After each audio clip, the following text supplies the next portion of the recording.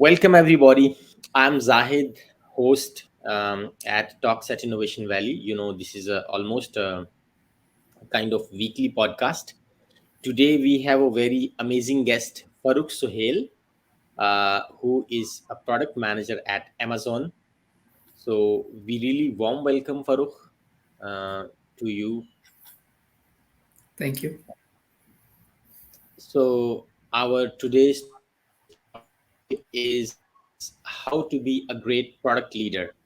But before we jump to the topic related questions, Farooq, I would love to ask, from where you are,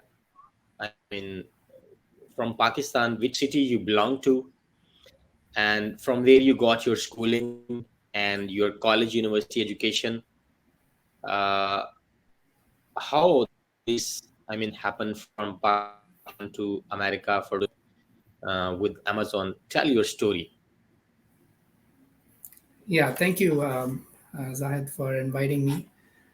Um, I'm actually from Pakistan. I'm from Karachi, and I did my schooling and early high school or OA levels from City School.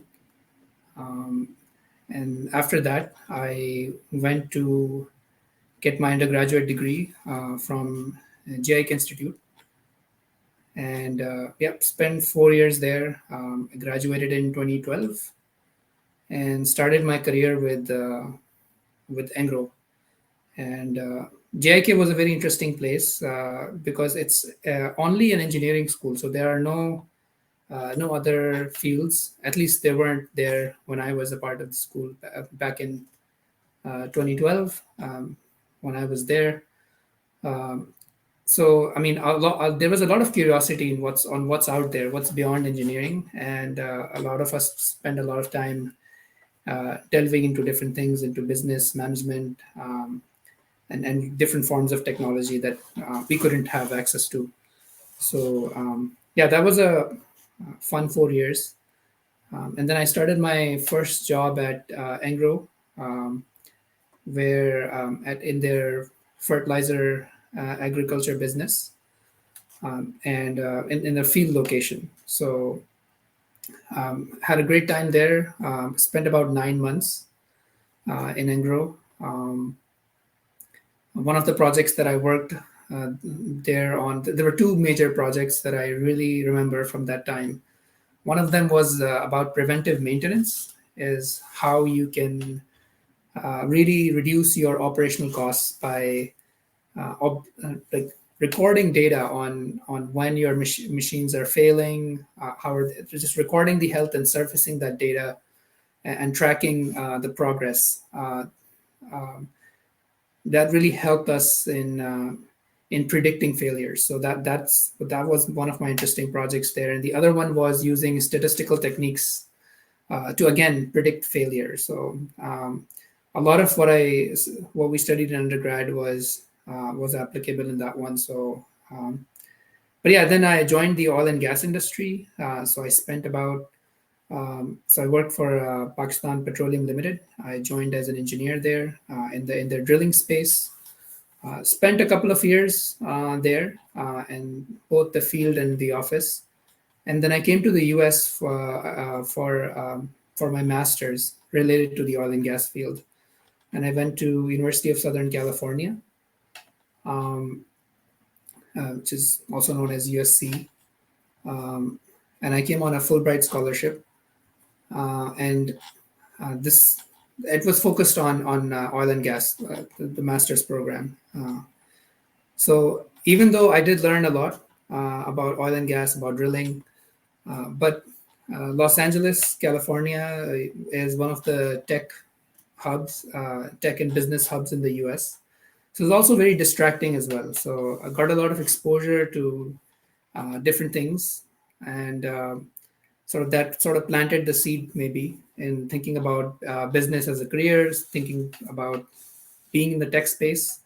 What really amazed me in being there was the pace of innovation, the open-minded thinking, and that's something that we didn't see in Pakistan in the industry that I was in.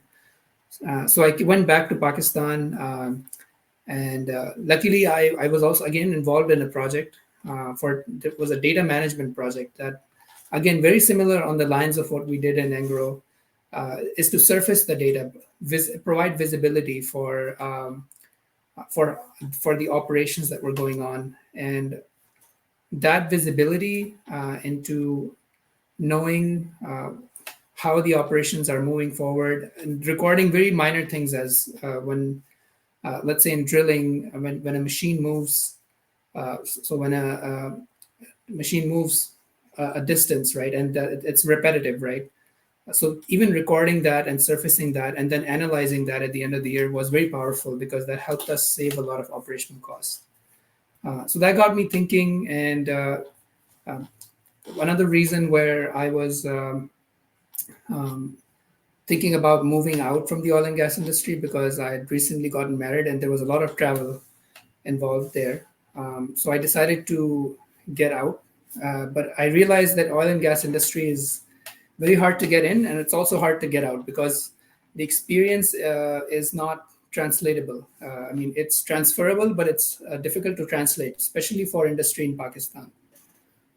So I decided to get my one option that was presented to me. I mean, I got exposed because some of my friends were applying for the MBA program. So I decided to get an MBA.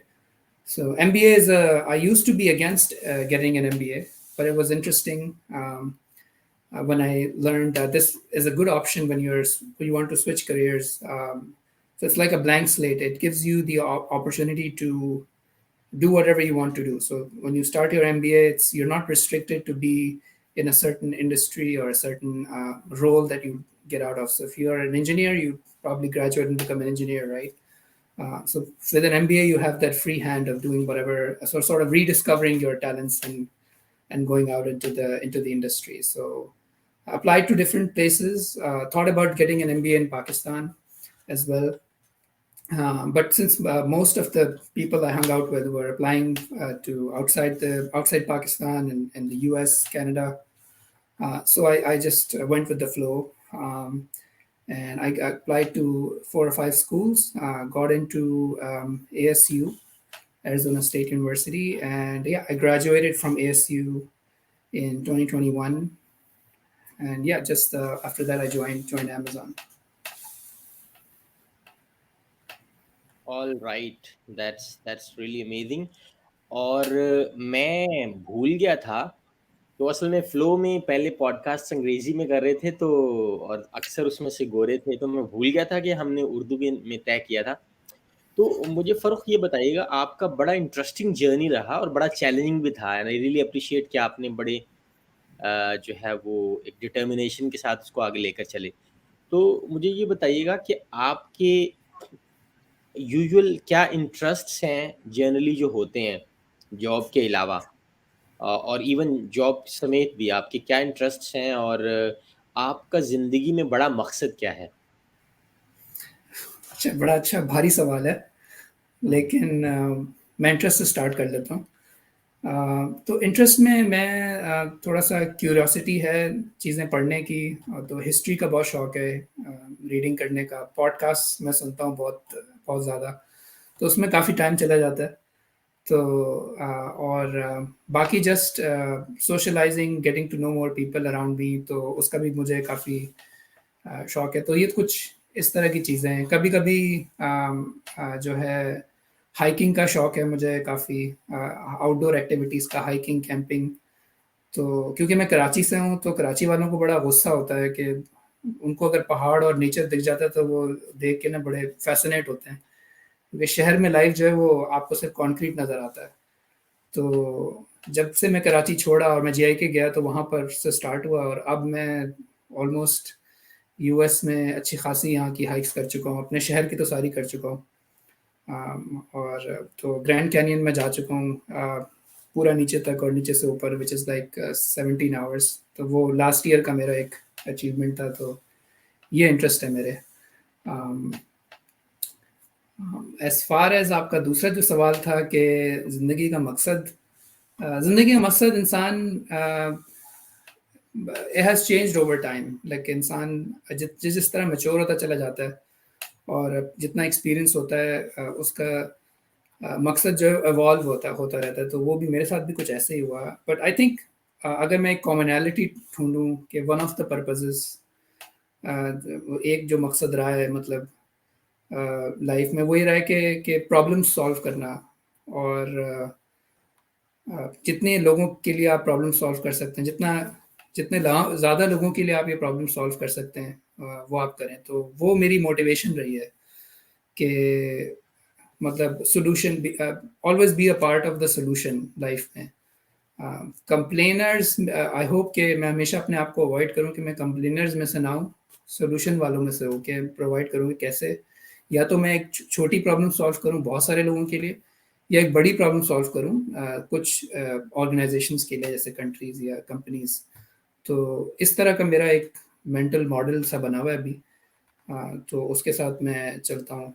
वैसे product से related आप आ जाएं तो product basically problem solving है, लेकिन scalable में आप एक चीज़ ऐसी बिल्ड कर लें जिससे बहुत सारे लोगों की प्रॉब्लम सॉल्व हो जाए। तो मैंने आपके थोड़े टॉपिक से भी रिलेट कर दिया, लेकिन इस वजह से मैं I feel happy with this role as well, क्योंकि इसमें मुझे मौका मिलता है लोगों के प्रॉब्लम सुनने का और उसको सॉल्व करने का। तो वो in line with my purpose है फिलहाल। और अल्लाह करे ऐसे ही चलता रहे आगे। Right, right. तो फरूक ये बताइएगा कि आपका as a product manager Amazon के साथ जो सिलेक्शन और ऑनबोर्डिंग प्रोसेस है वो कैसा रहा? क्या चैलेंजेस आपको आए? किस तरह के उन्होंने क्वेश्चंस किए? और आप जो और भी लोग ऐसी बड़ी कंपनीज के अंदर अप्लाई करना चाहते हैं तो उनको क्या टिप्स देना चाहेंगे? जो प्रोडक्ट मैनेजर का जो इंटरव्यू हुआ था अमेजोन में, उसमें 4 इंटरव्यूज होते हैं इनके फुल टाइम में, एंड अभी पॉलिसी तो ऑब्वियसली चेंज होती रहती है। तो इसमें प्रिपरेशन में मुझे चैलेंज ये आया था कि हमारे स्कूल में बहुत सारे लोगों ने प्रोडक्ट का इंटरव्यू नहीं दिया हुआ था। लाइक हमारे स्कूल से उन्होंने इंटरव्यू किया था लोगों को, लेकिन ऑपरेशंस वाली साइड पे ज़्यादा किया था। तो उसमें एक चैलेंज ये था कि मुझे गाइडेंस जो है प्रोडक्ट के हवाले से इतनी नहीं मिली थी उस इंटरव्यू के लिए। और मैंने रियलाइज़ किया था कि रिगार्डलेस, राइट, अगर आप किसी इंटरव्यू देने जा रहे हैं, अगर आपको उस रोल का कोई नहीं मिल रहा जिसने उस रोल का इंटरव्यू दिया हो, आपको फिर भी अप्रोच करना चाहिए लोगों को, जो कि मैंने किया रिगार्डलेस के वो क्या इंटरव्यू दिया उन्होंने किस पोजीशन के लिए। क्योंकि मेजॉरिटी कंपनी देख क्वालिफाई कर रही हो कि क्या ये जो बंदा इंटरव्यू दे रहा है, या बंदा या बंदी जो भी है, क्या ये हमारी कंपनी के कल्चर में और हमारी कंपनी के रिगर में फिट हो पाएगा कि नहीं, या फिट हो पाएगी कि नहीं। तो वो ये चीज़ देख रहे होते हैं। तो इससे फ़र्क नहीं पड़ता कि कौन सा रोल है, आपको अप्रोच करना चाहिए गाइडेंस लेने के लिए। तो वो टिप मैंने एसोसिएट कर दी अपने एक चैलेंज के साथ भी, कि एक ये गाइडेंस का थोड़ा सा चैलेंज आया शुरू में। लेकिन फिर इंटरव्यू प्रोसेस जो था इन इन इटसेल्फ, वो मेरे लिए आसान हो गया इसलिए क्योंकि जो जिन्होंने मुझे गाइड किया वो उन्होंने इस तरह बताया कि जो इंटरव्यू होगा वो आपका बड़ा मेथोडिकल होगा। मतलब मेथोडिकल से मतलब कि जो इंटरव्यूअर होगा वो खुद उसको एक एक्सेल या कोई शीट और फॉर्म मिला हुआ है। मैं खुद अभी इंटरव्यू हायरिंग नहीं करता अभी अमेजोन में, तो लेकिन जो मुझे गाइडेंस मिली कि यार वो खुद जो है वो इंटरव्यूअर, उसको कुछ सवाल मिले होते हैं जिनका वो जवाब ढूंढ रहे होते हैं। तो वो बेसिकली वो चाहते हैं कि आप सही उनको जो जो वो मांग रहे हैं वो आप उनको प्रोवाइड करें। तो आपने अगर वो आपसे सवाल क्रॉस क्वेश्चन कर रहे हैं तो आपने टेंशन नहीं लेनी। आपने ये समझना है कि यार आप कोई बात उनको चाहिए आपसे और वो आपने कही नहीं अपने जवाब में। तो वो कोशिश करें कि उनके सवाल को क्लैरिफाई करें कि आप क्या पूछना चाह रहे हैं एग्जैक्टली, और वो समझ के आराम से और फिर आप उसको जवाब दें। तो उस लिहाज से मेरा वो इंटरव्यू काफ़ी इजी हो गया। चैलेंजेस जो मुझे एक और आया कि मतलब प्रिपरेशन में, कि मेरा जो एक्सपीरियंस था सारा, जैसे मैंने बताया कि बड़ा डिफरेंट था। मतलब वो टेक इंडस्ट्री में बिल्कुल भी नहीं था। ऑयल एंड गैस, एग्रीकल्चर, मैंने इंटर्नशिप की हुई थी हेल्थ केयर में। जब मैं एमबीए में आया था तो मेरे जो इंटर्नशिप होती है वो हेल्थ केयर इंडस्ट्री में की थी, नोवार्टिस में। तो overall I had no tech experience पहले। तो वो एक चैलेंज था कि कैसे मैं रिलेट करूं अपनी एक्सपीरियंस को टेक इंडस्ट्री के साथ और इस रोल के साथ। तो उसका मुझे फ़ायदा हुआ कि मैंने कुछ बुक्स पढ़ी प्रोडक्ट मैनेजमेंट के ऊपर, और उससे ज़्यादा बुक से ज़्यादा यूज़फुल लोगों से बातें करना, जो लोग उस रोल में थे, कि उनसे पूछा कि आपके रोल में आप क्या करते हैं, और फिर उसको रिलेट किया अपने एक्सपीरियंस के साथ कि जो जो उनको चैलेंजेस आए वो कैसे मुझे मेरे चैलेंजेस कैसे उनके साथ रिलेट करते हैं। और मैंने रियलाइज़ किया कि बड़े सिमिलर हैं। मतलब रोल्स में इतना फ़र्क नहीं होता, सिर्फ बहुत सारी स्किल्स आपकी ट्रांसफरेबल होती हैं। तो वो चीज़ उस चीज़ ने मुझे बड़ा फ़ायदा दिया। और एक चैलेंज मुझे आया था कि रोल जो था मेरा प्रोडक्ट मैनेजर टेक्निकल का था, जो मैं एक्सपेक्ट नहीं कर रहा था, लेकिन वही पोजीशन आई थी और उसके लिए मैंने अप्लाई किया और उसके लिए इंटरव्यू दे रहा था। तो उसमें थोड़ा सा एस्पेक्ट था टेक्निकल का कि आपको थोड़ा बहुत एक्सपोजर होना चाहिए, मतलब कोडिंग से, सॉफ्टवेयर इंजीनियरिंग से। दे दे डिडंट आस्क यू, और वो पूछते नहीं आपसे कि आपका एक्सपीरियंस होना चाहिए, लेकिन एक्सपोजर एक एक्सपेक्टेड होता है for a product manager technical, जो PMT होता है। तो वो मेरा इतना एक्सपोजर एक्सपीरियंस में नहीं था, तो वो दैट केम आउट कि आपका कोई एक्सपीरियंस में नहीं है। तो लेकिन ये था कि जो जो काम मैंने किया है रिलेटेड टू, इवन अगर मैंने कोई डेटा को एनालाइज किया है, कोई स्टेटिस्टिक्स का काम किया है, कोई भी इस तरह की कोई चीज़ की है, उसको मैं ऊपर लेके आऊँ और रिलेट करूँ। तो जिन्होंने मुझे गाइड किया उन्होंने यही कहा कि आप जो है वो इस पे फोकस करें कि उसको आप ऊपर लेके आएँ। ऊपर से MBA में हमें बहुत सारी अपॉर्चुनिटीज़ मिलती हैं। MBA इस वजह से एक अच्छी डिग्री मुझे लगती है कि वो ब्लैंक कैनवस है कि आप जो करना चाहें वहाँ कर लेते हैं। तो MBA के दौरान मुझे प्रोडक्ट मैनेजमेंट के बारे में पता चला था। मैंने क्लब जॉइन किया था, मैं प्रोडक्ट मैनेजमेंट क्लब का प्रेसिडेंट था MBA में। तो उससे काफ़ी एक्सपोजर मिला, राइट, कि अ, होता क्या है, और फिर वो मौका भी मिला एक्सपीरियंस लेने का भी। तो MBA में मैं कोशिश करता था कि मैं इंडस्ट्री के साथ काम करूँ, इंडस्ट्री प्रोजेक्ट्स पे, बजाय एकेडमिक प्रोजेक्ट्स के मैं कंसल्टेंसी के प्रोजेक्ट्स पे काम करूँ। तो जो कैपस्टोन होता है वो मैंने 2 कैपस्टोन किए इस चक्कर में, कि एक ऊबर के साथ किया, एक इंटेल के साथ किया। तो it was a consultancy project, मैं उनको एक एक्चुअल रियल प्रॉब्लम में हेल्प कर रहा था सॉल्व करने के लिए, तो उससे बड़ा फ़ायदा हुआ। और मेरा जो एक्सपीरियंस था नोवार्टिस में, इवन दो वो एक प्रोक्योरमेंट की इंटर्नशिप थी, लेकिन उसमें एक मैंने जो सोल्यूशन दिया, क्योंकि वो मुझसे एक सोल्यूशन मांग रहे थे, राइट, और मैंने फोकस किया कि क्यों ना मैं एक प्रॉब्लम अभी इंटर्नशिप में सॉल्व करके चला तो जाऊंगा, फिर आगे क्या होगा। तो मैंने उनको एक स्केलेबल सोल्यूशन प्रोडक्ट माइंडसेट से बना के दिया कि यार एक क्यों ना हम एक प्रोडक्ट बनाएं जिससे ये प्रॉब्लम लॉन्ग टर्म सोल्यूशन मिल जाए। मैं तो वो उस एक्सपीरियंस का भी बड़ा फ़ायदा हुआ इंटरव्यू में, कि जब मैंने ये अपने इंटरव्यूअर्स को बताया तो वो काफ़ी रिलेट कर पाए कि ठीक है, this is very similar to, ये तो वही है जो बेसिकली जो करते हैं हम लोग। तो उससे एक बड़ा कनेक्शन बन गया। तो ये कुछ चैलेंजेस थे जो आए थे। बाकी जो MBA प्रोग्राम है वो काफ़ी हमारी उन्होंने हेल्प की कि कैसे आप अपने इंटरव्यू में जब क्वेश्चन आता है तो उसको रिप्लाई को कैसे ऑर्गेनाइज करना है। तो एक तो उन्होंने हेल्प की, ऊपर से सेकेंड ईयर में उन्होंने मुझे जो वहाँ का GA-शिप होती है, तो पार्ट टाइम जॉब देते हैं हमारे स्कूल में।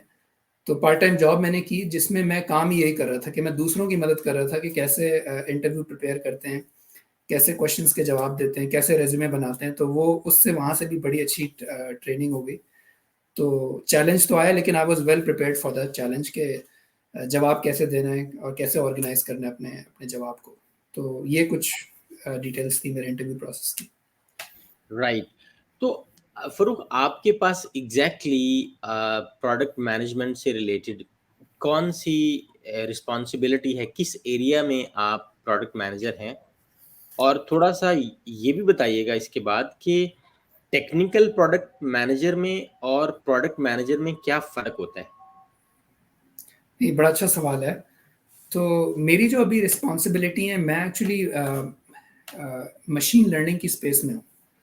तो हमारा जो बेसिकली काम है, हम लोग टूल्स बनाते हैं फॉर मशीन लर्निंग एप्लीकेशंस और end to end machine learning application. और मशीन लर्निंग एक बहुत बड़ी फील्ड है जिसमें आप स्टार्ट करते हैं डेटा से, यानी आप डेटा एनालाइज करते हैं, एंड देन आप you try to come up with a system, यानी आप एक ऐसा सिस्टम बनाते हैं जो उस डेटा को यूज़ करके प्रिडिक्शंस करे, और उन प्रिडिक्शंस को की बेसिस पे डिसीजन ले, मतलब और बिजनेस डिसीजन ले। मतलब जैसे अ, आप एक जाके स्कूल में, जैसे लेट से आप एक एप्लीकेशन बना रहे हैं, तो जब आपने डिसीजन लेना है कि स्टूडेंट को क्या एडवाइस देनी है, तो आप उसका डेटा एनालाइज करें, उसका पूरा कि उस स्टूडेंट ने कैसे परफॉर्म किया ओवर द इयर्स, एंड वो आप डेटा रियल टाइम भी ले सकते हैं कि उसको रियल टाइम में कैसे उसको हैंडल करना है, और डिसीजन आप ले रहे हैं कि स्टूडेंट को आप क्या एडवाइस दे रहे हैं, क्या what action are you taking, right, कि उस चीज़ में। तो वो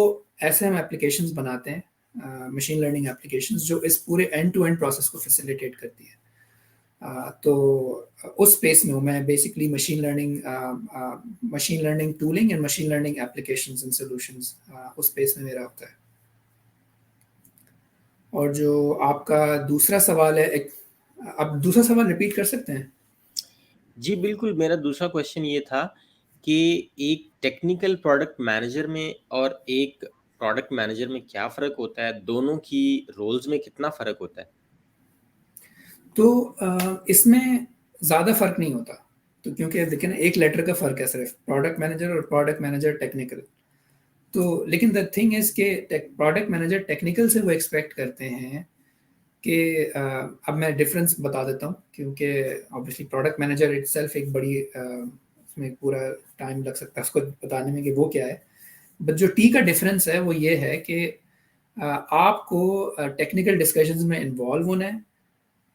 टेक्निकल एम्बिग्विटी जब आए ना, मतलब कि जब इंजीनियर्स के सामने से काम ना हो रहा हो, काम ना हो रहा हो का मतलब उनको मुश्किल हो रही हो डिसीजन लेने में कि क्या ए करें या बी करें या सी करें। आर्किटेक्चर में कभी कभी आर्किटेक्चर में डिसीजन लेना होता है उन्होंने कि बिटवीन ए बी एंड सी अब हम क्या करें, राइट। तो वो प्रोडक्ट मैनेजर का काम एम्बिग्विटी में सबसे ज़्यादा वैल्यू ऐड करता है प्रोडक्ट मैनेजर, कि जब उनको नहीं पता कि आगे क्या नेक्स्ट स्टेप हमने क्या लेना चाहिए, तो प्रोडक्ट मैनेजर लाता है एक फ्रेमवर्क।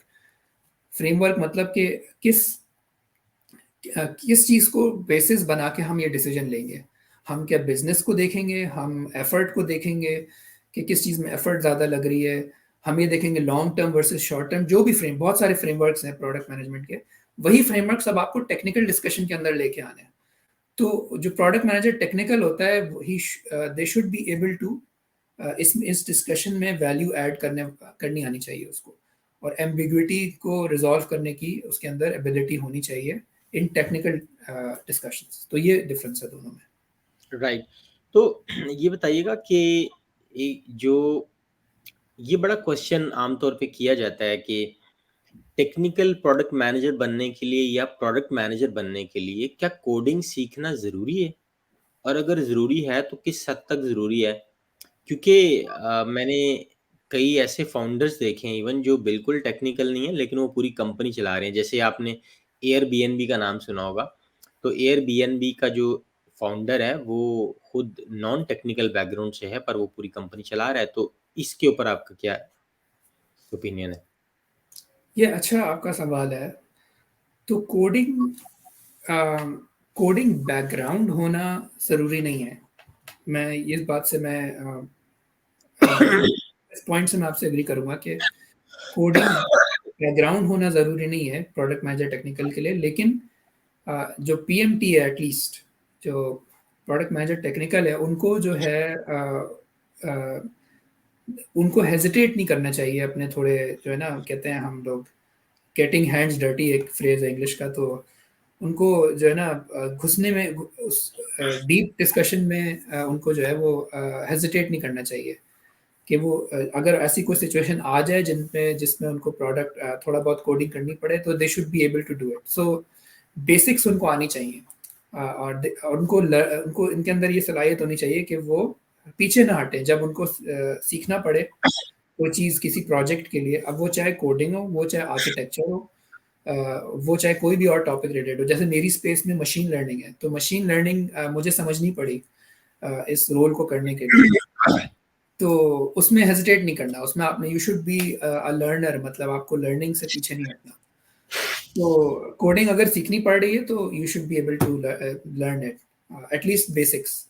और वो बेसिक्स ही आपको काफ़ी रहती हैं, क्योंकि आप उससे काफ़ी जो है बहुत सारे, क्योंकि डिस्कशन में फ्रेमवर्क ला रहे हैं, डिसीजन मेकिंग ला रहे हैं, और एम्बिग्विटी ख़त्म कर रहे हैं, तो वो वैल्यू आपकी उधर से ऐड करें। लेकिन क्योंकि अगर आप इंजीनियर्स के साथ रोज़ रोज़ काम कर रहे हैं, तो उनके साथ डिस्कशन करने में, और जितना आप उसमें कंफर्टेबल होंगे उसके साथ, उतना आपको फ़ायदा होगा।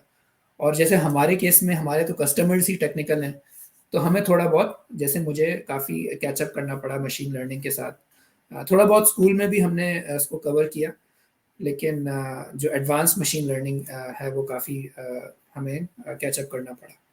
तो शॉर्ट आंसर, सीखनी पड़े तो सीखने में पीछे नहीं हटना चाहिए, वरना you don't need to have, पीछे बैकग्राउंड हो नहीं हो इससे फ़र्क नहीं पड़ता।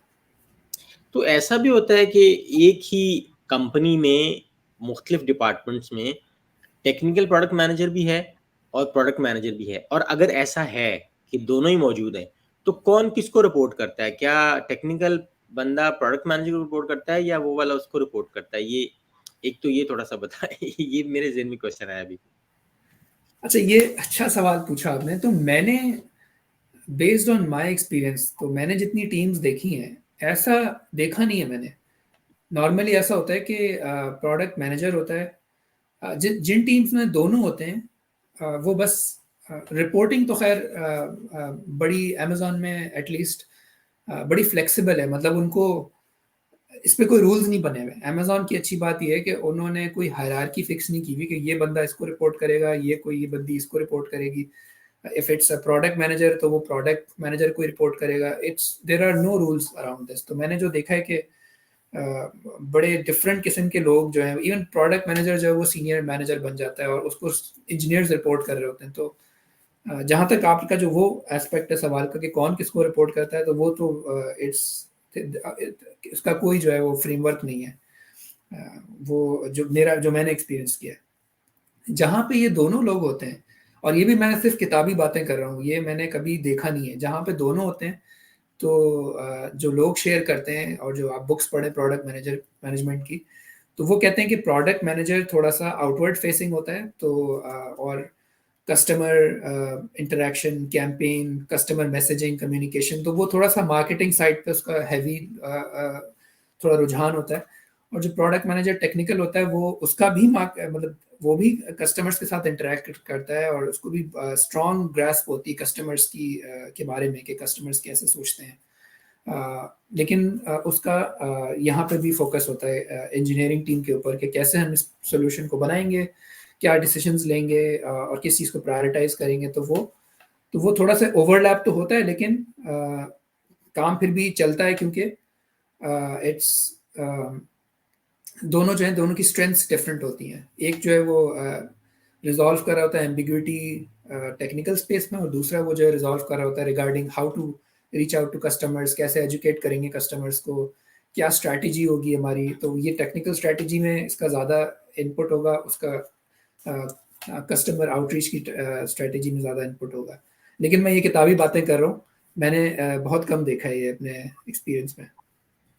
तो टेक स्पेस में इन जनरल जो एक प्रोडक्ट मैनेजर है, उसकी बेसिक क्या रिस्पॉन्सिबिलिटीज और रोल्स होते हैं, और वो यूजुअली किस किस डिपार्टमेंट, किस किस टीम के साथ कोऑर्डिनेट कर रहा होता है?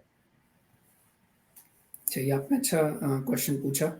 तो जो टेक प्रोडक्ट मैनेजर है, उसका जो प्राइमरी, उसको मल्टीपल हैट्स पहननी होती हैं, कहते हैं कि मल्टीपल रोल्स करने होते हैं। तो ये चीज़ बड़ी स्ट्रेंथ होती है कि जो अगर आपके अंदर ये टेम्परामेंट है कि आप मुख्तलिफ किस्म के रोल्स कर सकते हैं, तो आप प्रोडक्ट मैनेजमेंट स्पेस में आते हैं। तो जो टेक प्रोडक्ट मैनेजर होता है, वो कभी वॉइस ऑफ द कस्टमर बन जाता है, यानी वो पर्सन होता है जो रीच करता है कस्टमर को, इंटरव्यू करता है, इनपुट्स लेता है, डेटा कलेक्ट करता है कस्टमर के बारे में, जो उसको कस्टमर्स के से मिल सकता है वो कलेक्ट करता है।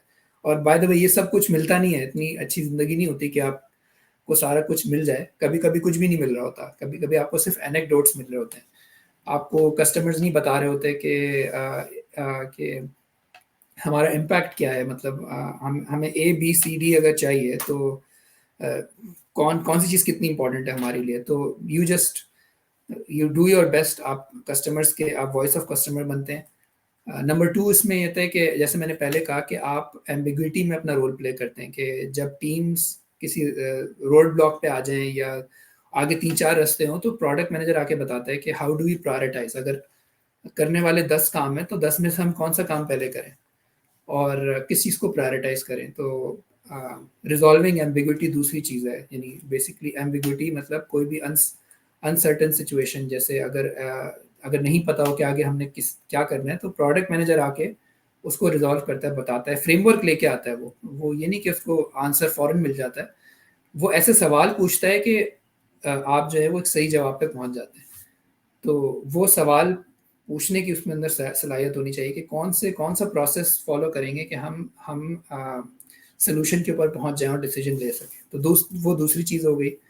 और नंबर 3, प्रोडक्ट मैनेजर सबसे इंटरेक्ट करता है, क्योंकि वैसे तो इनकरेज किया जाता है कि इंजीनियर्स भी सबसे इंटरेक्ट करें, कस्टमर से करें, डिफरेंट स्टेक होल्डर से करें, लेकिन प्रोडक्ट मैनेजर वो के पास हाई लेवल पिक्चर होती है कि भाई ये जो हम बना रहे हैं, क्योंकि इंजीनियरिंग टीम्स अक्सर इंजीनियर्स अपने प्रॉब्लम से फोकस्ड होते हैं, तो प्रोडक्ट मैनेजर के पास क्योंकि सारा व्यू होता है कि हम प्रॉब्लम कौन सा सॉल्व कर रहे हैं, तो उसकी इंटरेक्शंस का जो नेचर होता है वो डिफरेंट हो जाता है। तो वो मैं आपको थोड़े दूसरे सवाल के अंदर भी जा रहा हूँ कि प्रोडक्ट मैनेजर को इंटरेक्ट करना होता है लीगल टीम से, मार्केटिंग टीम से, स्टेक होल्डर से। मतलब वो लोग जो जैसे कोई भी चीज़ में, अगर स्टेक होल्डर्स का मतलब ये है कि कोई भी और पार्टनर टीम या कोई पर्सन जो कि जिसको हमने कन्विंस करना है, जिसको ऑन बोर्ड लेना है प्रोडक्ट को लॉन्च करने के लिए, उनके साथ जो है ना वो रीच आउट करता है और उनके साथ काम करता है। तो इसकी कोई कोई लिमिट नहीं है। जैसे मैंने कहा ना कि product manager should be ready, तैयार होना चाहिए कि मैं किसी के साथ भी काम कर सकूं। उसको हेजिटेट नहीं करना चाहिए कि लीगल के साथ भी काम करना पड़ जाए, मार्केटिंग के साथ करना पड़ जाए, फाइनेंस के साथ। Yes, finance is very important कि फाइनेंस के साथ ऑन बोर्ड हो, क्योंकि आप बहुत अच्छा सोल्यूशन निकाल रहे हैं, लेकिन आपको उसकी फाइनेंशियल फंडामेंटल्स का नहीं पता कि कौन कौन सी चीज़, क्या कंस्ट्रेंट्स हैं, फाइनेंशियल कंस्ट्रेंट्स हैं, और how does the business work. तो आप एक अच्छे सोल्यूशन नहीं दे पाएंगे। तो finance is important, marketing, legal, any other stakeholders, जैसे कि लीगल के अलावा भी स्टेक होल्डर्स होते हैं, जैसे कि आपके पार्टनर टीम्स होती हैं, एक्सटर्नल स्टेक होल्डर्स होते हैं। तो इस तरह के लोगों के साथ आपको काम करना पड़ता है। और भी मेरे एक्सपीरियंस में ये है कि आपको शायद प्रोडक्ट मैनेजर्स मिल जाएंगे जो कहेंगे कि हमने और डिफरेंट किस्म के लोगों के साथ भी काम किया, जैसे रेगुलेटरी बॉडीज। हम लोग भी काम करते हैं, हमारी भी फील्ड में रेगुलेशन बड़ा इंपॉर्टेंट है, तो हम लॉ मेकर्स के साथ भी बात करनी पड़ती है एट सम पॉइंट, गवर्नमेंट के साथ भी बात करनी पड़ती है। गवर्नमेंट जो है वो भी स्टेक होल्डर बन जाती है, क्योंकि वो कहती है कि आप ये मशीन लर्निंग मॉडल की बेसिस पर डिसीजंस ले रहे हैं, तो हमें बताएं कि आप कैसे ले रहे हैं डिसीजंस। और ये क्योंकि कभी कभी जब आप इस स्पेस में चले जाते हैं और ऑटोमेट कर देते हैं चीज़ें, तो गवर्नमेंट भी इंटरेस्टेड होती है कि आप ये क्या बेसिस है, वो देखते हैं आप कहीं डिस्क्रिमिनेट तो नहीं करे, बायस तो नहीं है आपके डिसीजन के अंदर। तो वहाँ पे फिर गवर्नमेंट भी स्टेक होल्डर बन जाती है, तो प्रोडक्ट मैनेजर को उनके साथ भी काम करना पड़ता है। तो या देयर इज नो लिमिट उसमें। सही। तो ये बताइएगा कि चूंकि प्रोडक्ट मैनेजर को मुख्तलिफ टीम्स के साथ कोऑर्डिनेट करना पड़ता है, कम्युनिकेट करना पड़ता है, चैलेंजेस किस तरह के आते हैं? मसलन देखें, एक इंजीनियरिंग टीम के साथ भी करने हैं, तो चलें मार्केटिंग या कम्युनिकेशन, ये जो टीम्स होती हैं इनके साथ तो कोऑर्डिनेट करना आसान होता है क्योंकि ये लोग बातचीत करने वाले होते हैं। लेकिन जब ऐसी टीम्स होती हैं जैसे लीगल टीम हो गई, इंजीनियरिंग टीम हो गई, या और कई ऐसी टीम्स होती हैं कि चैलेंजेस किस तरह के आते हैं क्रॉस फंक्शनल टीम के साथ कम्युनिकेट करने में? और ख़ास तौर पे एक और बात कि जब आप कोऑर्डिनेट कर रहे होते हैं, आपको पता है प्रोडक्ट मैनेजर एक कंटिन्यूअसली प्रोडक्ट को इम्प्रूव भी कर रहा होता है, प्रोडक्ट इनोवेशन लेकर आ रहा होता है। तो जब आप इनोवेशन लेके आते हैं तो बहुत से लोग आपको पता है रेजिस्ट करते हैं, नई चीज़ को एक्सेप्ट नहीं करते। तो उसको आप एज़ अ प्रोडक्ट मैनेजर कैसे टैकल करते हैं? ये बड़ा अच्छा सवाल है। तो इसमें मैं आपके लास्ट क्वेश्चन से स्टार्ट करता हूँ कि प्रोडक्ट मैनेजर्स बहुत सिचुएशन में नई चीज़ें जब हम बिल्ड, क्योंकि product manager is a builder, तो जब हमेशा नए लॉन्चेस के साथ इन्वॉल्व होता है, और तो ये हमेशा रेजिस्टेंस आती है, राइट। और रेजिस्टेंस बहुत सारे रीजंस की वजह से आती है। तो प्रोडक्ट मैनेजर को पता होना चाहिए कि भाई ये जो रेजिस्टेंस आ रही है उसका रूट कॉज क्या है। तो ये जो रेजिस्टेंस वाला चैलेंज है, इसको टैकल करने के लिए, और रेजिस्टेंस डिफरेंट तरीकों से और डिफरेंट डिपार्टमेंट से डिफरेंट रीजंस की वजह से आ सकती है। जैसे लीगल की वजह से कोई और रीजन से आएगी, इंजीनियरिंग टीम से रेजिस्टेंस आती है। तो उसके रूट कॉज पे जाना कि ये रेजिस्ट तो कर रहे हैं मुझे, तो लेकिन क्यों कर रहे हैं, तो उसके लिए प्रोडक्ट मैनेजर, जिस तरह मैंने पहले बताया, they should be ready to dive deep उसके अंदर, कि भाई उनके और एक चीज़ जो मैं शायद पिछले सवाल में बताना भूल गया, जो इम्पोर्टेंट है प्रोडक्ट मैनेजर के लिए, वो है रिलेशनशिप्स बनाना सबके साथ। जब जितने भी आप स्टेक होल्डर्स के साथ काम कर रहे हैं, टीम के साथ काम कर रहे हैं, तो आप रिलेशनशिप्स बनाएं, क्योंकि जब आप रिलेशनशिप्स ट्रस्ट से बनती हैं, और ट्रस्ट कहाँ से आता है? कंसिस्टेंसी से।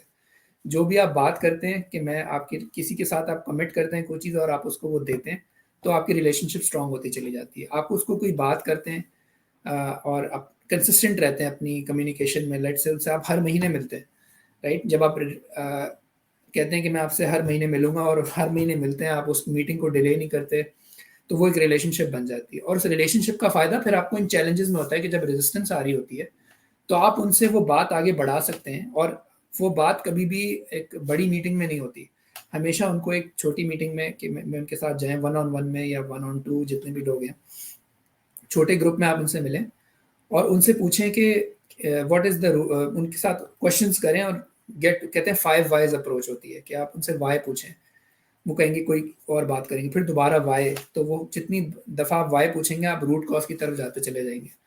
और जब रूट कॉज आपको मिल जाएगा, and then product manager is a problem solver, वो प्रॉब्लम आप उनकी सॉल्व कर दें, तो वो रेजिस्टेंस ख़त्म हो जाएगी।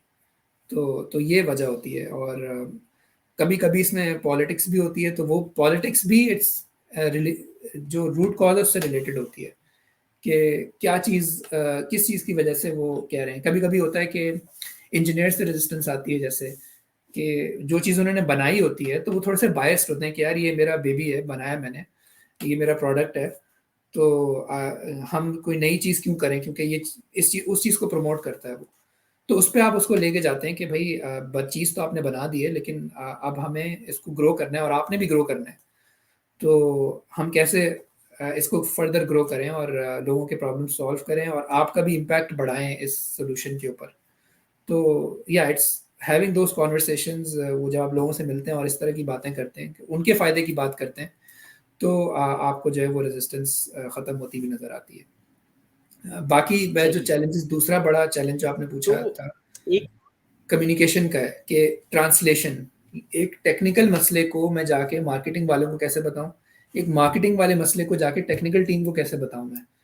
तो वो जो ट्रांसलेशन है वो एक बहुत बड़ा चैलेंज है। तो आपको सारी ज़बानें बोलनी आनी चाहिए, आपको मार्केटिंग वालों की, लीगल वालों की, टेक्निकल वालों की, स्टेक होल्डर्स की सारी ज़बानें बोलनी आनी चाहिए। तो वो कम्युनिकेशन बैरियर जो, और ये ज़बानें बड़ी मुख्तलिफ होती हैं। आप वैसे तो लगता है कि सब एक ही ज़बान बोल रहे हैं, लेट से सब इंग्लिश बोलते हैं हमारी कंपनी में, लेकिन ये एक ही ज़बान होती है, लेकिन उसमें बिल्कुल अलग ही होता है। कब आपके सर के ऊपर से गुजर जाती है बहुत सारी चीज़ें, जैसे कोई मार्केटिंग जो बातें कर रहा है वो इंजीनियरिंग टीम के सर के ऊपर से गुजर जाएंगी। तो you should be the translator, कि प्रॉब्लम्स को आप जाके कम्युनिकेट कर सकें, एक ही प्रॉब्लम को दूसरे के साथ, तो और फिर उससे बिग पिक्चर बना सकें। तो ये प्रॉब्लम और सोल्यूशन मैंने दोनों आपको दे दिए। राइट। तो एक प्रोडक्ट मैनेजर बनने के लिए आपको किस तरह का माइंडसेट और किस तरह का स्किल सेट चाहिए? कैसे कैसा नॉलेज चाहिए? इन तीनों चीज़ों पे आप ज़रा रोशनी डालें। हाँ, इस ये भी बड़ा अच्छा क्वेश्चन है। ये मैं खुद क्वेश्चन करता था जब मैं स्कूल में था और लोगों से, बिजनेस स्कूल में था और लोगों से मिलता था। तो इस पे बहुत सारे लोगों ने मुझे अच्छी एडवाइस दी। एक लिंक्डइन के डायरेक्टर थे, नितिन जुल्का, उनकी मैंने बात सुनी थी कि उनके पॉडकास्ट में भी, और हमारे हमारे पास आके उन्होंने एक हमारे साथ एक टॉक की थी। तो वो बड़ी अच्छी थी कि प्रोडक्ट के लिए जो माइंडसेट है वो आपने बनाना है कि एक तो एजाइल माइंडसेट है, स्क्रम माइंडसेट, राइट? कि आपने कस्टमर्स को सोल्यूशन के अंदर जल्दी से जल्दी इन्वॉल्व करना है, अर्ली इन द प्रोसेस। होता ही है कि आप को एक मसला पता चलता है, इसमें दो एस्पेक्ट्स हैं। एक कि customers, listen to your customers, ठीक है, आप जाएं कस्टमर से उनका मसला पूछें, लेकिन सिर्फ उनके वर्ड पे उनको ना लें, मतलब कि जो बता रहे हैं आपको उस पे ना जाएं। आप उनसे उनके रूट कॉज पे जाएं, उनसे बहुत सारे सवाल पूछें, डिफरेंट तरीके से उनके मसले के बारे में सवाल पूछें, ताकि आपको पता चले कि एक्चुअल मसला क्या है, राइट? तो आपसे लेट से कोई कह रहा है कि मुझे टॉवल चाहिए, राइट? मुझे मुझे टॉयल वो चाहिए, टिश्यू चाहिए। आप उनको टिश्यू दे रहे हैं, वो बार बार टिश्यू मांग रहा है आपसे, राइट? तो तो फिर आप उनसे पूछें तुम्हें टिश्यू चाहिए क्यों है, तो वो कहे कि मैंने शावर लिया है, तो मैं I am trying to dry myself, कि मैं शावर से निकलना चाह रहा हूँ। तो आप कहे तो अच्छा ये बोलो ना, तो यू नीड, तो आप उसको टावल ला के देंगे कि यार ये टावल इज योर सोल्यूशन, क्योंकि आपका असल मसला है कि आपको ड्राई करना है, और तो towel is the solution for that. तो इसी तरह कस्टमर से जब बात करें तो उनसे डिफरेंट तरीके से पूछें कि आपको चाहिए क्या है। तो एक वो माइंडसेट है कि getting to the right customer problem, वो एक माइंडसेट में इम्पॉर्टेंट है। और दूसरा कि वंस यू हैव दैट, आप कस्टमर्स को अपने सोल्यूशन प्रोसेस के अंदर जल्द से जल्द इन्वॉल्व करें। कि जब आप, अब आपने कस्टमर्स ले लिया, अब आप लेट से आप ब्रेनस्टॉर्म करते हैं, आप 4-5 सॉल्यूशंस निकालते हैं, आप एक फ्रेमवर्क बनाते हैं, 4-5 में से मैं एक चीज़ पिक करूंगा। इट्स वो भी पार्ट ऑफ द माइंडसेट है कि मैंने सिर्फ एक सोल्यूशन पे नहीं चले जाना, मैंने कोई प्रोसेस फॉलो करना है सोल्यूशन पिक करने के लिए। और वो प्रोसेस क्या होगा, क्या फ्रेमवर्क होगा, वो आपने खुद डिसाइड करना है। वो बहुत सारे फ्रेमवर्क्स हैं कि किस बेसिस पे मैं सोल्यूशन पिक करूं, किस बेसिस पे, अगर मुझे 5 प्रॉब्लम्स पता चली हैं तो कौन सी सबसे की प्रॉब्लम है, पहले प्रॉब्लम पिक करना, फिर कौन सा सबसे की उस प्रॉब्लम के लिए जो 4-5 आइडियाज ब्रेनस्टॉर्म आपने किए हैं, उसमें से की सोल्यूशन क्या है, किस बेसिस पे आपने वो सोल्यूशन पिक किया है।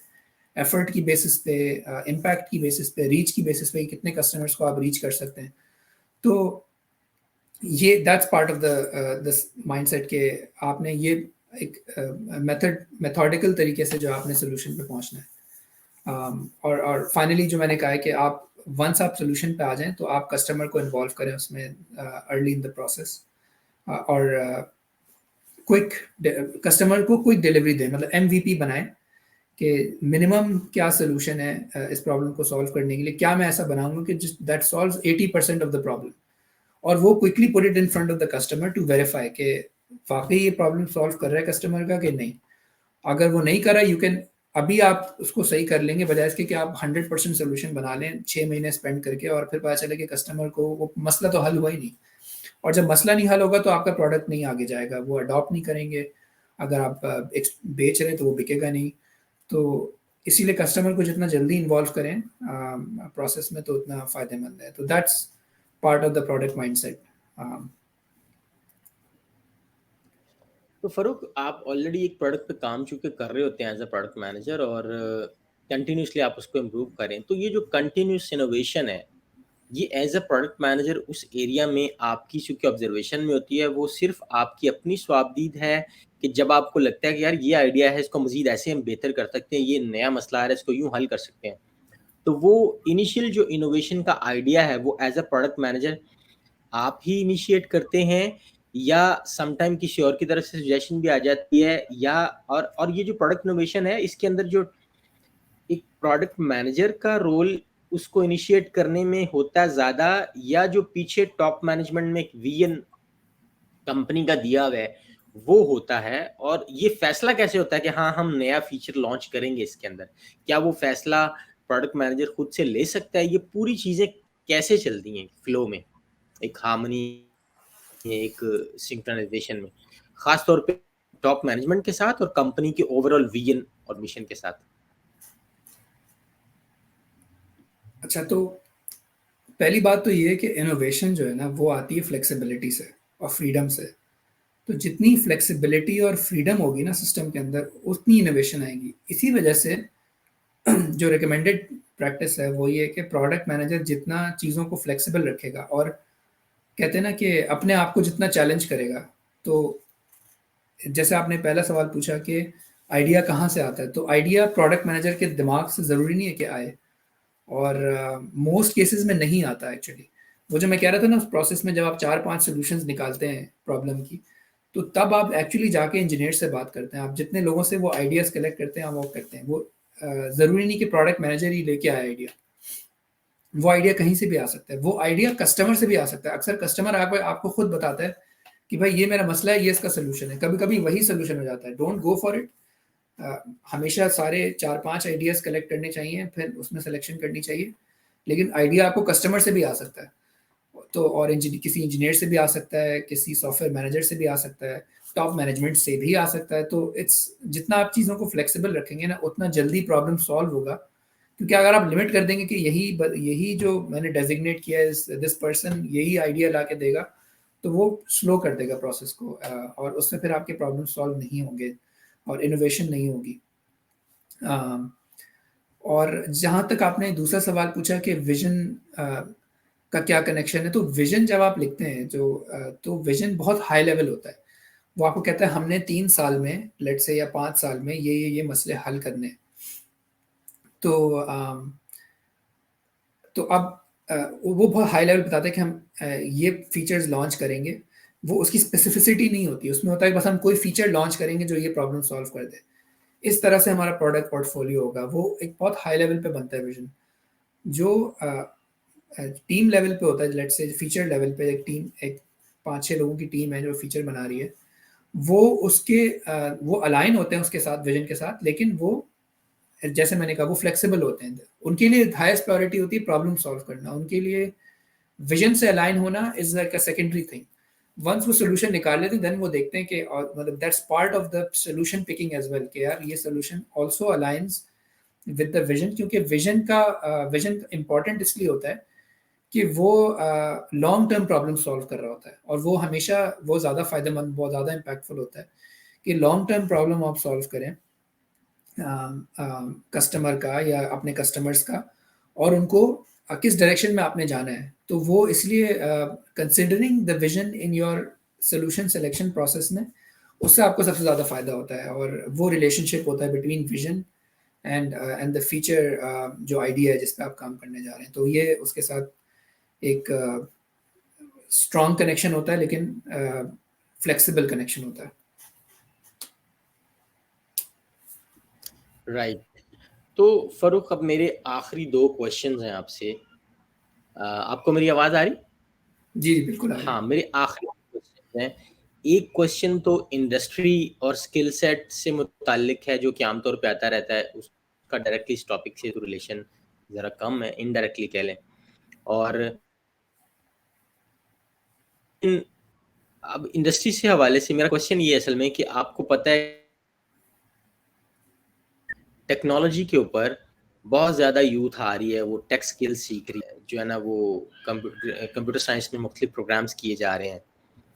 अब पूरी दुनिया के अंदर कंप्यूटर साइंस पढ़ाने वाले तो बहुत से इदारे मौजूद हैं। आपका क्या ख्याल है इसके बारे में, कि इस टाइम टेक इंडस्ट्री को स्किल सेट और वर्कफोर्स चाहिए, क्या वाकई उनको आसानी से अवेलेबल हो जाती है? पे 100 कंप्यूटर साइंस वाला उनके सामने आता है, तो क्या 100 में से जो 90% होते हैं वो उनके काम के बंदे निकल आते हैं, या अक्सर को फिर उनको दोबारा से ट्रेन करना पड़ता है? क्या चैलेंजेस क्या हैं कंपनीज को टेक टैलेंट को हंट करने में, ढूंढने में? क्या मसाइल है? अच्छा, इसमें बहुत सारे मसाइल आते हैं। सबसे पहले लोग तो मिल जाते हैं, राइट? आई मीन स्किल्स सीखना आसान है। आई मीन इट्स नॉट, वो भी आसान नहीं है सबके लिए।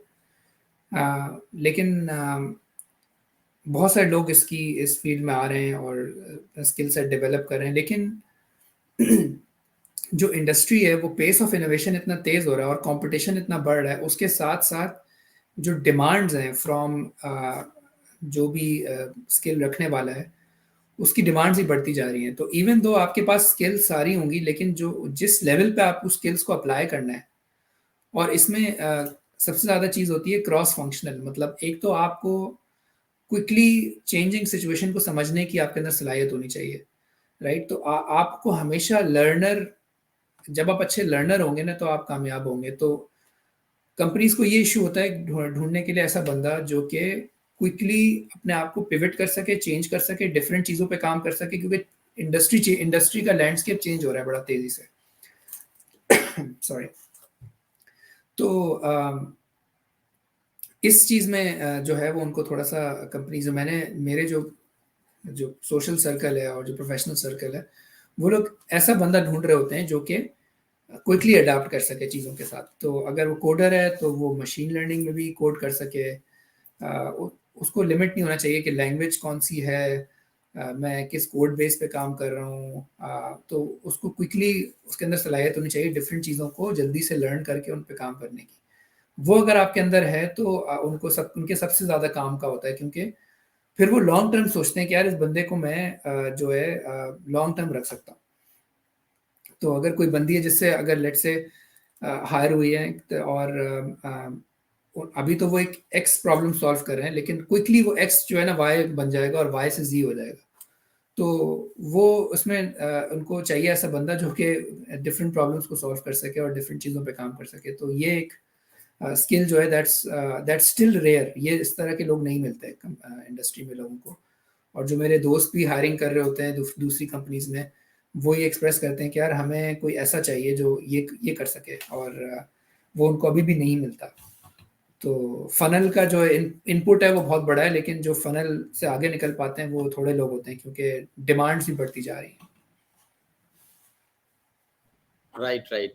तो फारूक, मेरा आखिरी क्वेश्चन आपसे ये है, मुझे ये बताइएगा कि आप इन जनरल जो हमारी यूथ है, ख़ासतौर पे पाकिस्तान के जो कॉलेज यूनिवर्सिटी के स्टूडेंट्स हैं, उनको आप इन जनरल क्या एडवाइस करना चाहेंगे? भले वो टेक करियर के अंदर एज़ अ प्रोडक्ट मैनेजर आना चाहें या अपना स्टार्टअप बनाना चाहें, कोई प्रॉब्लम पाकिस्तान का या और दीगर दुनिया का सॉल्व करना चाहें।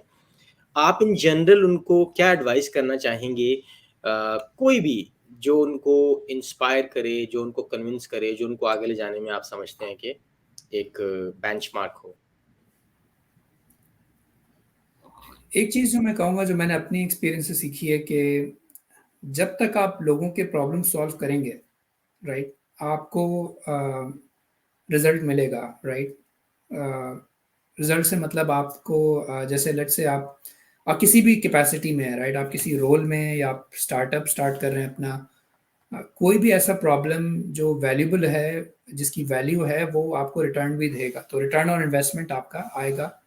और अगर आप if you are solving the right problem, तो हमेशा keep searching for the right problems to solve, और उससे अपने आप को मोटिवेट करें कि कैसे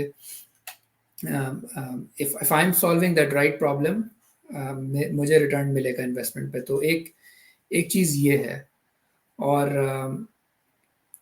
दूसरी ये कि जैसे मैंने पहले कहा कि आपके अंदर वो एक कोट है जिसमें ना कि ability to learn, unlearn, relearn, right, वो अपने अंदर डेवलप करें। अगर आप अपना करियर स्टार्ट कर रहे हैं, या इवन आप अपने करियर में आगे आ गए हैं, तो try to do different things. मतलब आप अपने अपनी जो फील्ड है उसके साथ लिमिटेड ना रहें, अपना थोड़ा एक्सपैंड करें अपना स्कोप, राइट। और हर वक्त अपने स्कोप में एक्सपैंड करते रहना चाहिए किसी भी डायरेक्शन में।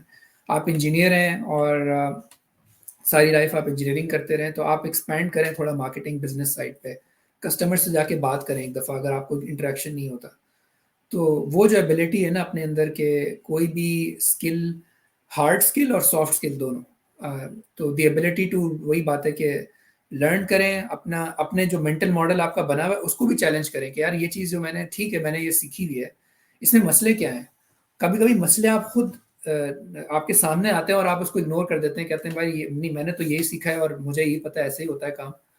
तो उसमें मैंने अपना माइंडसेट चेंज नहीं करना। तो खासकर आप स्टार्टअप स्टार्ट कर रहे हैं तो इसका ख्याल रखना बहुत ज़रूरी है कि आप अपने आप को वो कहते हैं ना कि अमेज़न का प्रिंसिपल है कि बी राइट अलॉट, राइट। तो बी राइट अलॉट का मतलब है कि आप उसमें जेफ बेजोस की वीडियो देखें कि people who are right a lot change their mind a lot. मतलब वो अपना माइंड चेंज करते हैं, वो अपने अपने जो उनके उस्ताद ने पढ़ा दिए या उन्होंने जो अपने एक्सपीरियंस से सीख लिया, वो उससे अपने आप को लिमिट नहीं करते, वो चैलेंज करते रहते हैं कि यार ठीक है, ये काम करने का एक्स तरीका है, कि कोई वाई तरीका भी है, जी तरीका भी है, अगर कोई और दूसरे तरीके से कर रहा है, I want to learn, right, कि वो क्या है। तो वो स्किल जो है वो सबसे ज़्यादा यूज़फुल रहेगी आपको अभी अभी की दुनिया में, फास्ट मूविंग पेस जैसे चीज़ें चेंज हो रही हैं, खासकर टेक इंडस्ट्री के अंदर।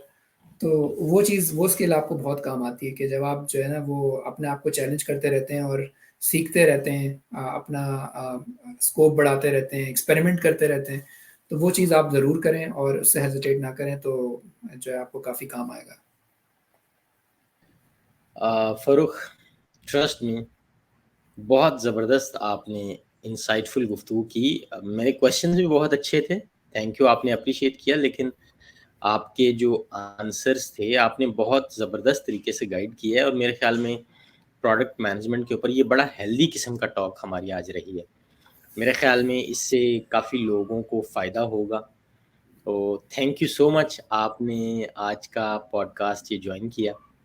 तो इंशाल्लाह उम्मीद है कि फ्यूचर में फिर कभी आपके साथ दोबारा मौका मिलेगा पॉडकास्ट रिकॉर्डिंग का। तो once again thank you for joining. नहीं, बहुत-बहुत शुक्रिया आपके सवालों का, और आपने मुझसे बहुत अच्छे सवाल पूछे, इसने मुझे भी सोच में डाल दिया बहुत सारी चीज़ें जो मैंने भी नहीं सोची थी। तो थैंक यू, बहुत-बहुत शुक्रिया बुलाने के लिए मुझे और सवाल पूछने के लिए।